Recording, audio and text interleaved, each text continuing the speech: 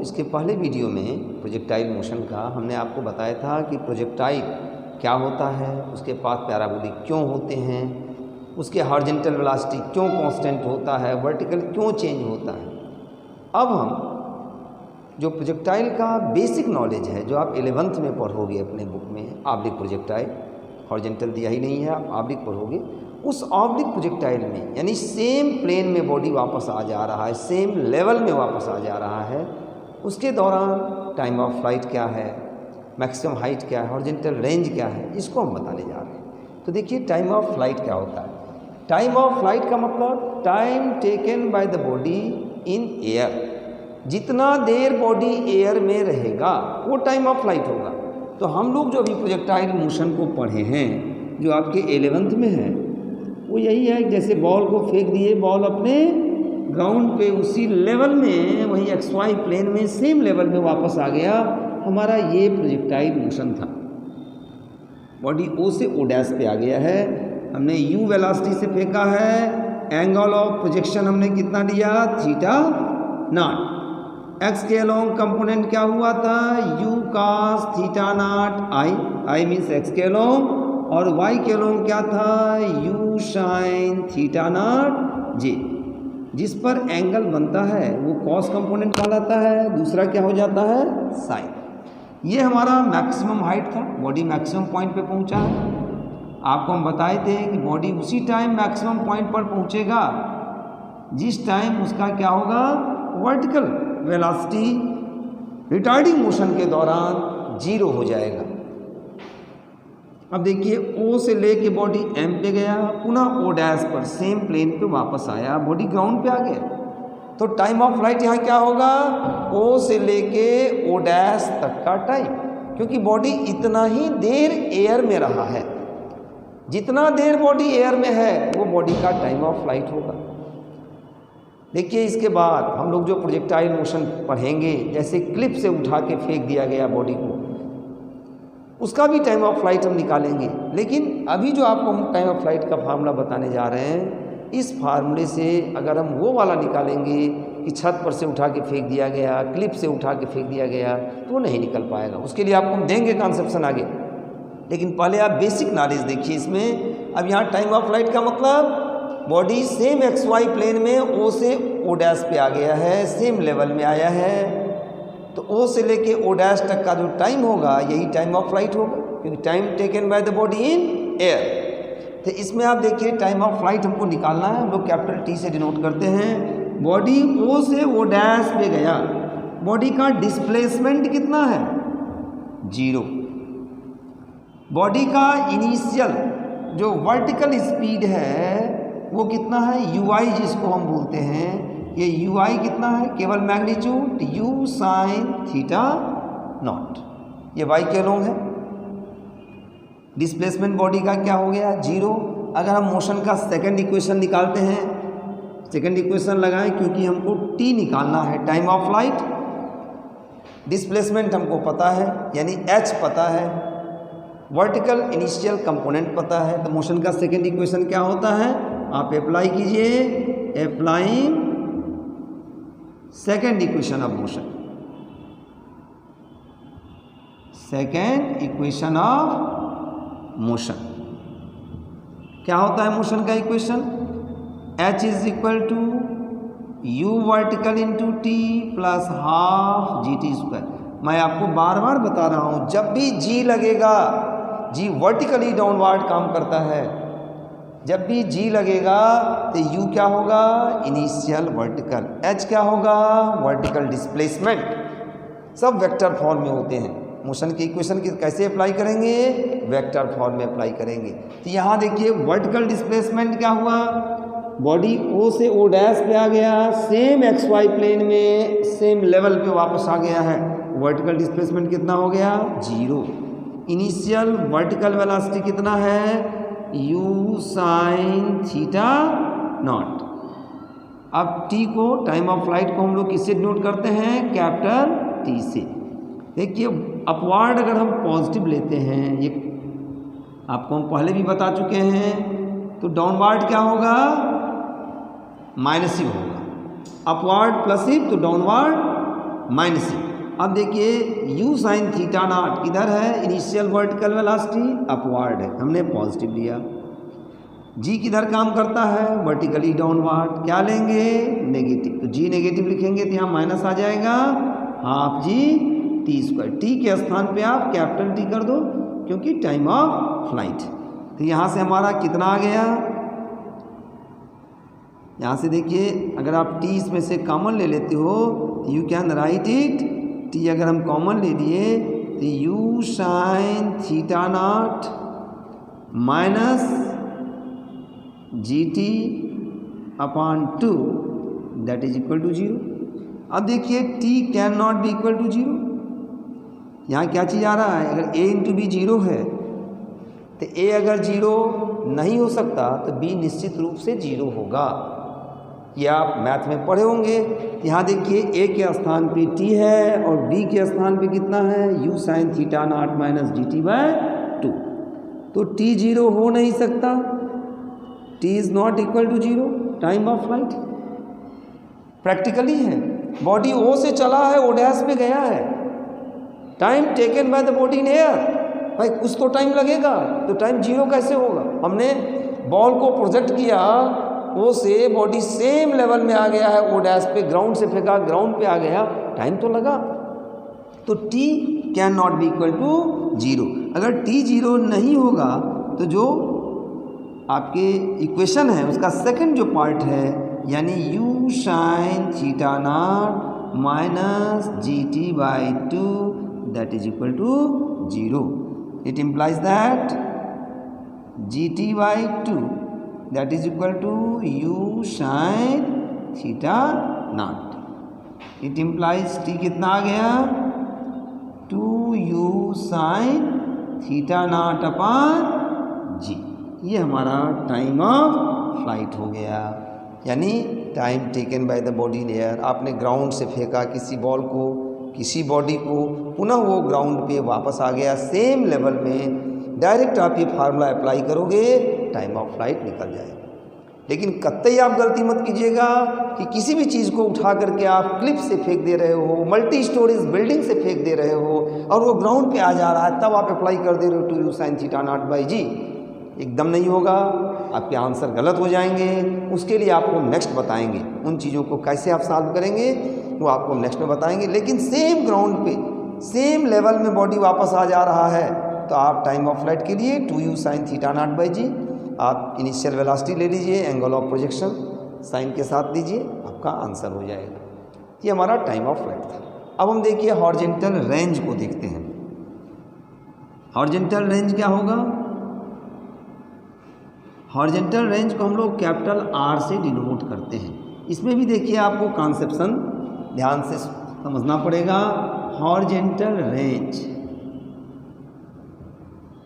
तो horizontal range हमारा क्या होगा, हॉरिजॉन्टल रेंज का मतलब horizontal displacement, horizontal displacement travelling by the body during the time of flight.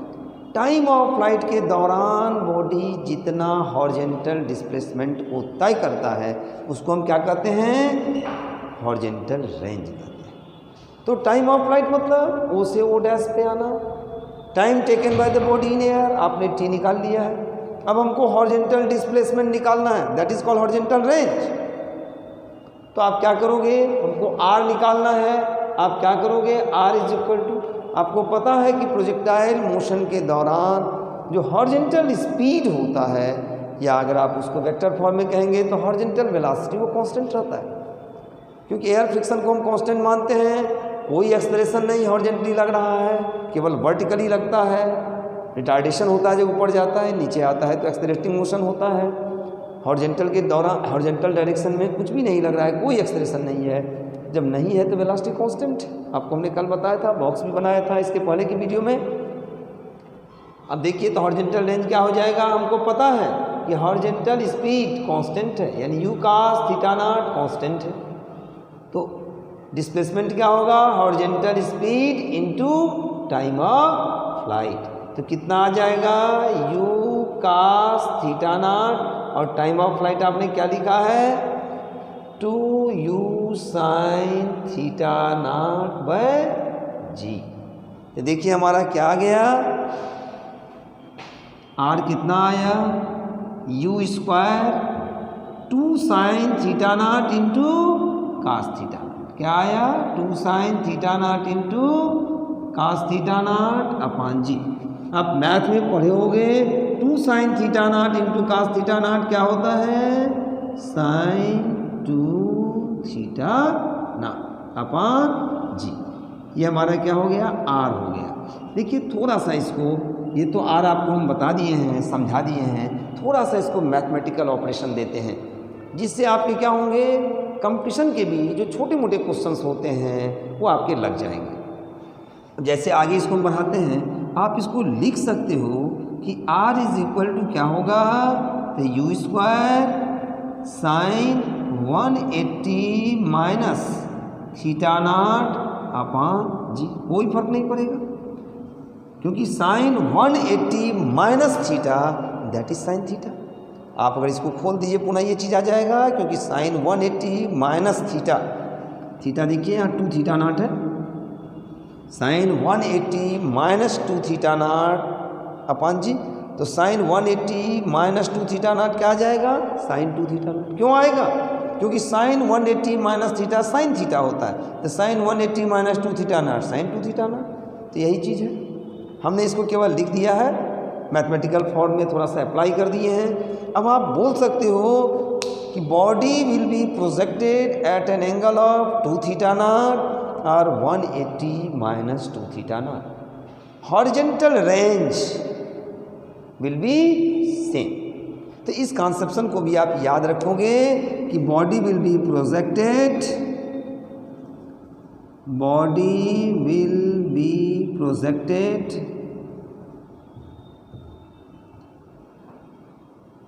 Eight an angle. अब यहाँ ध्यान दीजिए, at an angle of 2 theta naught और 180 माइनस 2 थीटा नॉट। अगर 2 से मैं डिवाइड कर दूं तो 2 से डिवाइड करने के बाद क्या आएगा, थीटा नॉट और 90 माइनस थीटा नॉट। तो body will be projected at an angle of theta naught और 90 minus theta naught. Horizontal range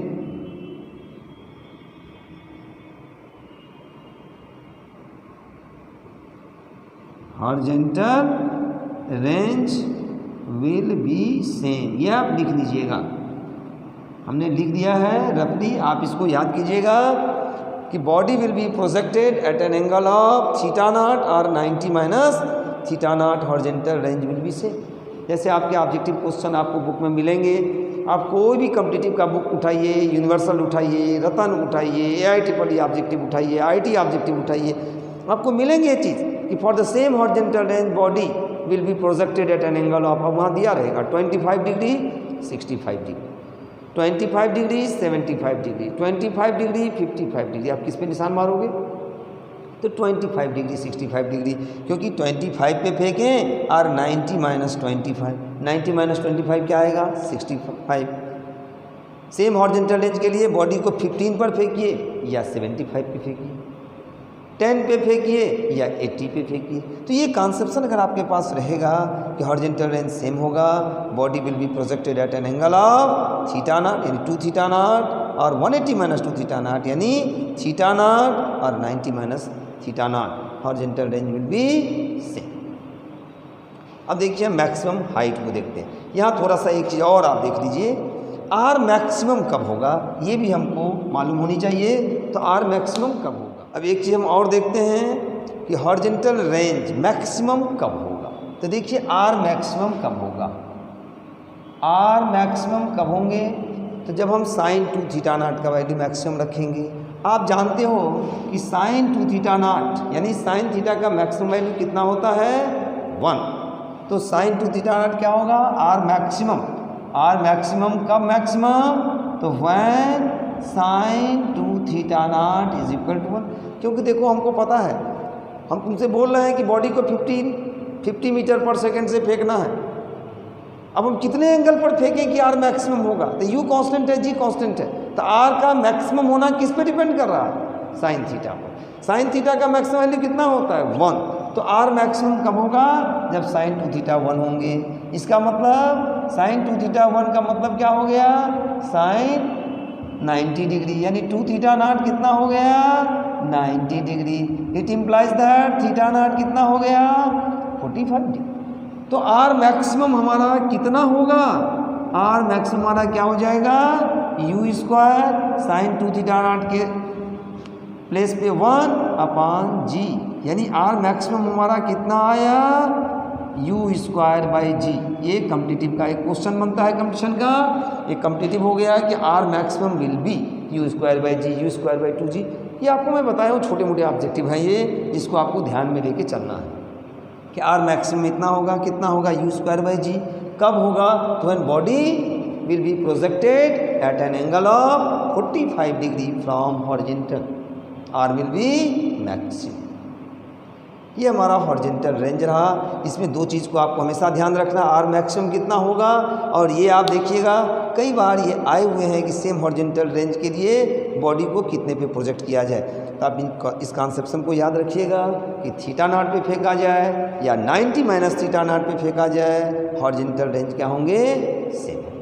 अब एक चीज़ और बच रहा है मैक्सिमम हाइट, मैक्सिमम हाइट। ये देखिए मैक्सिमम हाइट क्या होगा, ये हमारा मैक्सिमम हाइट है। बॉडी अपने टाइम ऑफ फ्लाइट के दौरान जो मैक्सिमम पॉइंट पे गया है वो m है। O से लेके m तक बॉडी का रिटार्डिंग मोशन हुआ है, क्योंकि ग्रेविटी किधर काम करता है डाउनवर्ड। m से लेके O तक बॉडी का, O डैश तक बॉडी का कैसा मोशन हुआ है एक्सेलरेटिंग मोशन हुआ। तो इस तरह O से लेके बॉडी जो m पे गया, तो बॉडी जो वर्टिकल डिस्प्लेसमेंट ट्रेवल किया है वही मैक्सिमम हाइट है, जिसको हम लोग किससे डिनोट करते हैं h से। अब देखिए मैक्सिमम हाइट के लिए अगर मोशन का थर्ड इक्वेशन अप्लाई करते हैं तो क्या होता है v square you square plus 2gh। अब देखो v का मतलब फर्दर आप समझिए फाइनल वर्टिकल, u का मतलब इनिशियल वर्टिकल। फाइनल वर्टिकल क्या है, इस पॉइंट पर जब हम लोग जाते हैं तो बॉडी का क्या बचता है केवल हॉरिजॉन्टल बचता है, यानी जो हमारा v होता है ये v हमारा क्या होता है u cos theta not i। x के लॉन्ग बच रहा है, केवल हॉरिजॉन्टल बच रहा है, वर्टिकल क्या हो गया u sin theta naught decrease होते होते 0 हो गया, तभी तो मैक्सिमम हाइट पे पहुंचा है बॉडी। अब आप देखिए फाइनल वर्टिकल 0 है तो 0 का square that is 0। Initial vertical कितना है u sin थीटा नॉट। अब अपवार्ड हमने प्लस दिया है, डाउनवार्ड क्या लेंगे माइनस। तो g क्या है वेक्टर क्वांटिटी है, उसी में साइन लगेगा तो -2g, h के स्थान पे क्या लेंगे capital H maximum height. It implies that h हमारा कितना आ गया u स्क्वायर, यहाँ स्क्वायर हो जाएगा sine square theta naught upon 2g। अब देखिए ये आप ऑब्जेक्टिव क्वेश्चन पाएंगे, वैसे तो एनसीईआरटी के भी आप क्वेश्चन लगाएंगे, जनरल फार्मूला बेस्ड क्वेश्चन है एनसीईआरटी में, लेकिन जब थोड़ा सा आप कॉम्पिटिटिव लेवल में उठेंगे तो आपको ये मिलेगा कि मैक्सिमम हाइट आए हुए हैं, मेडिकल में भी आए हैं, इंजीनियरिंग में भी आए हैं ये क्वेश्चन, और भी अदर जो एंट्रेंस एग्जामिनेशंस होते हैं उसमें आए हुए हैं आफ्टर इंटरमीडिएट। तो आप देखिए क्या होता है, दिया रहता है कि maximum height in projectile motion will be, वहाँ एक ऑप्शन रहेगा u square by 2g, u square by g, 2u square by g, none of this. लड़के 90% लड़के निशान मारते हैं u स्क्वायर बाई 2g पे, तो आपको यहाँ हम सावधान कर रहे हैं u स्क्वायर बाई 2g नहीं होगा। क्यों नहीं होगा, देखिए किसी में मैक्सिमम हाइट है, मैक्सिमम हॉरिजॉन्टल रेंज हेडिंग है नहीं है, हमने हॉरिजॉन्टल रेंज डाला है उसके बाद मैक्सिमम किया है, हमने टाइम ऑफ फ्लाइट डाला, यहाँ हमने maximum horizontal maximum height heading डाला है। क्यों, ऑलरेडी ये अपने आप में मैक्सिमम है। अगर maximum height in projectile motion पूछ रहा है और वहाँ option u square sine square theta naught by 2g है तो आप निशान लगा दीजिए।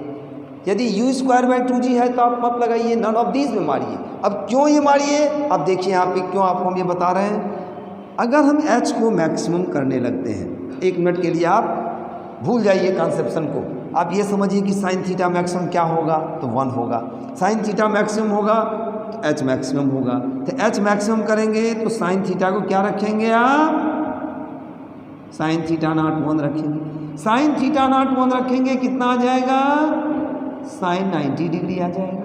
थीटा नॉट कितना आ गया, 90 डिग्री आ गया। यानी एंगल ऑफ प्रोजेक्शन कितना हो गया, 90 डिग्री। यानी बॉडी किधर मूव कर गया, वर्टिकली अपवार्ड। यानी हमारा प्रोजेक्टाइल मोशन टूट गया, मोशन स्ट्रेट लाइन में हो गया, वर्टिकली फेंका गया, रिटार्डिंग मोशन हो गया। बॉडी जो है स्ट्रेट लाइन में जाएगा, वर्टिकली अपवार्ड। प्रोजेक्टाइल मोशन क्या होता है, 2 डायमेंशनल होता है। हमारा मोशन टूट गया, स्ट्रेट लाइन हो गया। आपको हमने डेफिनेशन में क्या बताया है, body will projected in any direction except vertical. आप उसको अंडरलाइन कर लीजिए, एक्सेप्ट वर्टिकल। वर्टिकल के अलावा किधर भी फेंक दीजिए प्रोजेक्टाइल मोशन होगा, पैराबोलिक पाथ पे चलेगा। तो यहाँ आप क्या देख रहे हो, थीटा नॉट 90 डिग्री हो जा रहा है। इसलिए एच अपने आप में मैक्सिमम है, इसको हम मैक्सिमम नहीं करेंगे। अगर हम इसको मैक्सिमम करेंगे तो हमारा प्रोजेक्टाइल मोशन टूट जाएगा। इसलिए u²/2g रॉन्ग आंसर हो गया, आपको नेगेटिव नंबर मिलेगा। हम नेगेटिव लेने के लिए कंपटीशन में नहीं चल रहे हैं, नंबर तो मिलेगा लेकिन वो -1 मिलेगा आपको, आप चले जाएंगे नीचे। तो इसलिए आप वहाँ -1 पाने के लिए नहीं जा रहे हैं, आप पॉजिटिव पाने के लिए जा रहे हैं, कंपटीशन सेलेक्ट होने के लिए जा रहे हैं। तो इस कॉन्सेप्शन को आप याद रखिएगा, ये आया हुआ क्वेश्चन है। कॉन्सेप्शन के अलावा कहीं क्वेश्चन इधर उधर से नहीं पूछता है। लड़के जो बोलते हैं बहुत कठिन पेपर है, ये है, गलत चीज़ है। आप अपने कॉन्सेप्शन को स्ट्रॉन्ग कीजिए। मैं आपको एकदम बेसिक इसमें बताया हूँ, हम इसको उठाएंगे लेवल। अभी इस पर हर टाइप का आपका क्वेश्चन कराएंगे। पहले जो आपका 11th का लेवल है उसको मैं सॉल्व करूँगा, उसके बाद हम हाई लेवल के चलेंगे। तो आप हमारे नेक्स्ट वीडियो में इस पे क्वेश्चन अब देखेंगे। आज आपको हम कुछ कॉन्सेप्शन दिए हैं कि हॉरिजॉन्टल रेंज क्या है, मैक्सिमम हॉरिजॉन्टल रेंज क्या है, बॉडी को कितने पे प्रोजेक्ट किया जाए, हमने बताया इसमें ऑब्जेक्टिव। लेकिन अब अलग से आपको हम ऑब्जेक्टिव क्वेश्चन दे करके नेक्स्ट वीडियो में मैं सबसे पहले आपको general objective question based on projectile motion ये बताएंगे, फिर हम इसके लेवल को और उठाएंगे। तो आप इस चीज़ को जितना आज बताया गया है इसको ध्यान से देखिए, समझिए। कहीं दिक्कत आता है तो कमेंट के माध्यम से हमको आप बताइए। Thank you.